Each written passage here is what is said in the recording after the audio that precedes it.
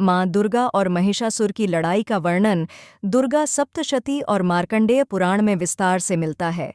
इस कथा में बताया गया है कि महिषासुर, जो एक शक्तिशाली असुर था, ने देवताओं को हराकर स्वर्ग पर कब्जा कर लिया। उसके अत्याचारों से परेशान होकर देवता भगवान विष्णु, शिव और अन्य देवताओं के पास गए और सहायता की याचना की।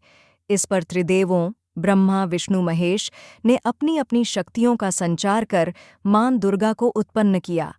मां दुर्गा के 10 हाथ थे और हर हाथ में उन्होंने विभिन्न देवताओं से प्राप्त अस्त्र शस्त्र धारण किए।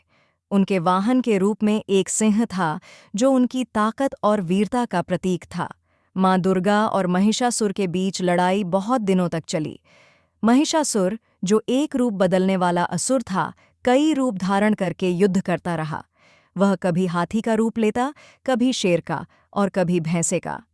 मां दुर्गा ने अपनी अद्भुत शक्ति, धैर्य और रणकौशल से सभी रूपों में महिषासुर से युद्ध किया।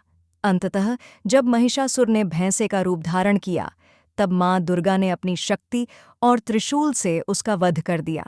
इस प्रकार महिषासुर का आतंक समाप्त हुआ और देवताओं को स्वर्ग वापस मिला। यह युद्ध बुराई पर अच्छाई की विजय का प्रतीक है और इस घटना को महिषासुर मर्दिनी के रूप में जाना जाता है।